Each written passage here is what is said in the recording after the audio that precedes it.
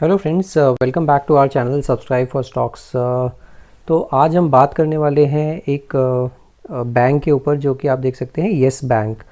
तो yes bank जैसे कि मैं आपको पुरानी भी कुछ वीडियोस में दिखा चुका हूं कि येस बैंक पे मैं हमेशा ही पॉजिटिव रहा हूं और मैंने हर बार आपको बताया है कि येस बैंक अभी उसमें ग्रीन शूट्स आने दिखाई दे रहे हैं and this is the best time to enter into Yes Bank as well. तो उसी को कंटिन्यू करते हुए आप मेरे चैनल पे जाके ज़रूर देख सकते हैं कि मैंने किस किस तरह की वीडियोस बनाई है येस बैंक में और किस तरह की पॉजिटिव न्यूज़ भी आपके साथ शेयर की थी। तो जैसे आप मेरे ये चैनल पे देख सकते हैं, मैं आपको अपने चैनल पर लेके आया हूँ और यहीं पर मैं आपको दिखाता हूँ कि मैंने आपको येस बैंक पर काफ़ी बार अच्छी न्यूज़ के बारे में बताया था और इसी के चलते ये येस बैंक में काफ़ी अच्छी रिकवरी आई भी है। आप जैसे देख सकते हैं, मैंने 1 महीना पहले ही येस बैंक का रिज़ल्ट्स के बारे में बताया था और क्रेडिट रेटिंग अपग्रेड भी आया था इसका, तो उसके बारे में बताया था। उसके अलावा अगर आप और देखते हैं नीचे जाके तो येस बैंक पे मैंने आपको ये भी बताया था कि जितनी भी पॉजिटिव न्यूज़ हैं वो सारी येस बैंक में अभी स्लोली एंड स्टेडीली आने लगी हैं। तो जो बुरा समय था almost it is behind them and ये जो मैंने वीडियो बनाई थी ऑलमोस्ट 3 महीने पहले येस बैंक बम्पर न्यूज़, जहाँ पे कि 3 महीने पहले मैंने ये बताया था कि येस बैंक को बाई कर लेना चाहिए। और इसी तरह से और भी आप जाएंगे तो मैंने काफ़ी सारी ऐसी वीडियोस बनाई हैं जहाँ पर कि आपको देख के लगेगा कि हाँ येस बैंक की, जैसे ये मैंने लिखा बताया था कि yes bank latest news and next target, तो ये सारी चीज़ें आप देख सकते हैं मेरे चैनल पर जाकर।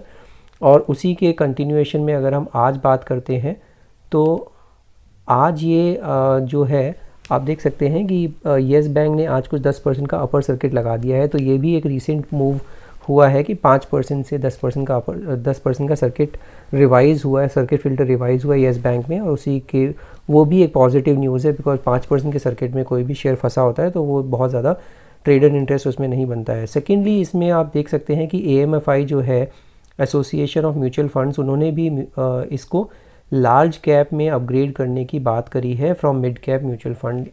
तो इसको अगर लार्ज कैप कैटेगरी में अगर ये डाल देते हैं तो आपको भी पता है अगर लार्ज कैप कैटेगरी में डालते हैं तो there are lot of mutual funds जिनको कि लार्ज कैप में शेयर खरीदने पड़ते हैं और आई थिंक काफ़ी म्यूचुअल फंड का इन्फ्लो इसमें आ सकता है।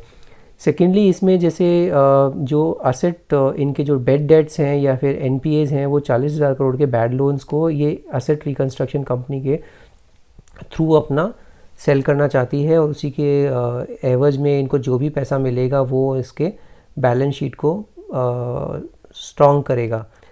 तो ये एक और न्यूज़ आइटम था जो कि जिसमें कि बताया गया था Yes Bank in talks with ARCs to sell NPAs worth ₹32,000 crore, और जिसकी वजह से इन्होंने EY को ऑलरेडी अपॉइंट कर दिया था as an adviser to bid for all those kind of ARCs। ARCs is like asset reconstruction company जो कि क्या करती हैं, किसी भी बैंक या किसी भी फाइनेंशियल इंस्टीट्यूशन को जाके वो बोलती हैं कि आप मान लीजिए आपका अभी जितना भी NPA है, मान लीजिए 40,000 करोड़ का NPA है, आप उसको उसके एवज में मान लीजिए मेरे से 10%, 20%, 25% कुछ भी फिक्स हो जाता है अमाउंट और उसी के अगेंस्ट में वो उसको पैसा दे देते हैं।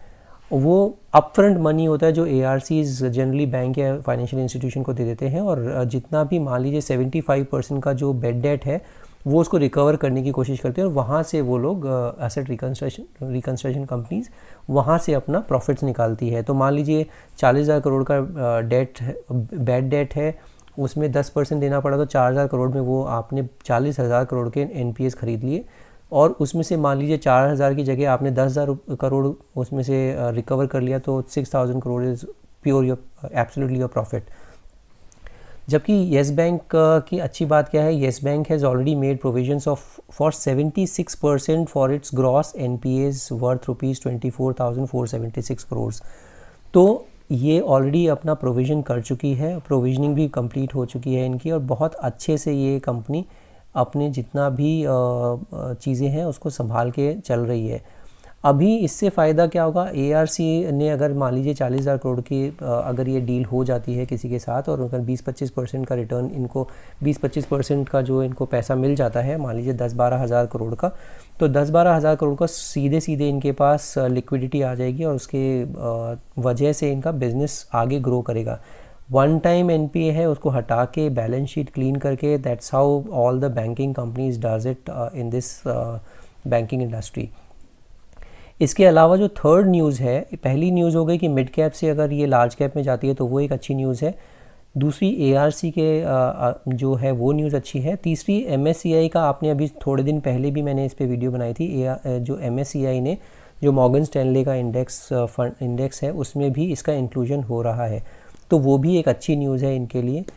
इसके अलावा इसके अलावा जो है अगर आप देखेंगे तो मिड कैप से जो लार्ज कैप में जाने की कयास लगाए जा रहे हैं वो Yes Bank including 4 other firms, Adani Enterprises, PI Industries, HAL, Hindustan Aeronautics and Jubilant Food Works are likely to get upgraded as part of the half yearly market cap categorization by mutual fund industry body AMFI। तो इसके yes bank के अलावा Adani Enterprises, pi industries, Hindustan aeronautics जो है बहुत ही बेहतरीन company है, बहुत तेज़ी से नीचे आई थी बिकॉज ऑफ ओएफएस, उसकी भी मैंने एक वीडियो बनाई थी, उसको भी आपको मैं आई बटन में शेयर कर दूंगा, आप वो देख सकते हैं कि हिंदुस्तान एरोनॉटिक्स पे भी बहुत अच्छे कंपनी है और बहुत नीचे तेज़ी से आई थी, उसी तेज़ी से इसने वी शेप रिकवरी भी दिखाई है और अभी भी अच्छे लेवल्स पर खड़ी है, वहाँ पर भी आप अपनी नज़र बना के रख सकते हैं। अब हम इसके चार्ट पर भी देखते हैं कि ये येस बैंक का चार्ट कैसा दिखता है। येस बैंक का चार्ट काफ़ी टाइम से ये कंसोलिडेट कर रहा था और इसने काफ़ी अच्छा एक बॉटम बना लिया है अपने लिए। अगर आप 12 साढ़े 12 के आसपास देखते हैं तो अच्छा खासा इसने बॉटम लगा चुका है अपने लिए और अभी यहीं पर 12, 13, 14 रुपये के आसपास कंसोलिडेट कर रहा है। आज ऐसा क्या हुआ जो कि सभी लोग येस बैंक की बात कर रहे हैं, बिकॉज येस बैंक ने आज इसका 100 EMA 100 एक्सपोनेंशियल मूविंग एवरेज जो है विच कम्स अराउंड 16 रुपीज़ 29 पैसा, वो इसने क्रॉस करके और वहाँ पर ही क्लोजिंग दी है। तो वो एक अच्छी चीज़ है क्योंकि अब इसके पास जो है अगर ये चला तो ये ऑलमोस्ट 25 रुपये 27 रुपये के आसपास इसका अभी 200 EMA है, वो पहला रेजिस्टेंस है, उसके बीच में कोई रेजिस्टेंस नहीं दिख रहा है। और अगर आप देखेंगे उससे पहले जो रेजिस्टेंस है भी वो बहुत छोटा एक रेजिस्टेंस है जो कि 20-21 रुपये के आसपास इसका रेजिस्टेंस आता है। हाँ, हालांकि इसने 100 रुपये 100 EMA ज़रूर क्रॉस किया है, बट आप इसमें अच्छा अपना 16 रुपये 16.5 रुपये के आसपास अपना अगर ट्रेडर हैं तो आप 16 साढ़े 16 रुपये के आसपास अपना स्टॉप लॉस ज़रूर बना के रखिए। अदरवाइज़ इसमें जो नेक्स्ट टारगेट दिख रहा है 20 रुपये और 20 के बाद सीधे 25 रुपये, ये दो टारगेट्स हैं जिसका आप अपना जहन में बना के रखिएगा। The only thing is like आप आज की तारीख में अगर देखेंगे तो RSI पर ये थोड़ा सा ओवरबॉट सिचुएशन में पहुंच चुका है। 81 जो है इसका RSI आ रहा है और ये ओवरबॉट सिचुएशन क्लियरली शो करता है। इट डजेंट मीन कि ये ओवरबॉट सिचुएशन में चल नहीं सकता थोड़े दिन तक, थोड़े दिन चल सकता है, ये 20 रुपये के आसपास जाके भी ओवरबॉट सिचुएशन से थोड़ा सा कूल डाउन कर सकता है, हो सकता है कल भी थोड़ा सा कूल डाउन करे तो वहाँ पे आप ले सकते हैं। बट अभी ये अच्छी रिकवरी दिखा रहा है। AMFI ने अगर लार्ज कैप इसको इंडेक्स में डाल दिया तो म्यूचुअल फंड का फ्लो भी आना शुरू हो जाएगा। ARC जो है एसेट रिकन्स्ट्रक्शन कंपनी को अगर ये अपने बैड डेट्स बेच देते हैं तो तुरंत लिक्विडिटी आ जाएगी, तो बैलेंस शीट स्ट्रांग हो जाएगी और क्लीन हो जाएगी बैलेंस शीट। तो इसी वजह से आज इसने 10% का अपर सर्किट लगाया है। अगर आपने अभी तक अपना डीमैट अकाउंट नहीं खुलवाया है तो येस बैंक की बात करना और सुनना बिल्कुल वेस्ट ऑफ टाइम है। अगर नहीं खुलवाया है तो मैं डिस्क्रिप्शन बॉक्स में आपको एंजल ब्रोकिंग का लिंक दे रहा हूँ, उसके थ्रू आप अपना डीमैट अकाउंट खुलवा सकते हैं फ्री ऑफ कॉस्ट। अगर आपने उसके थ्रू खुलवाया तो you can reach out to me directly, जो भी आपकी क्वेरीज होंगी I am there to support you in your financial journey.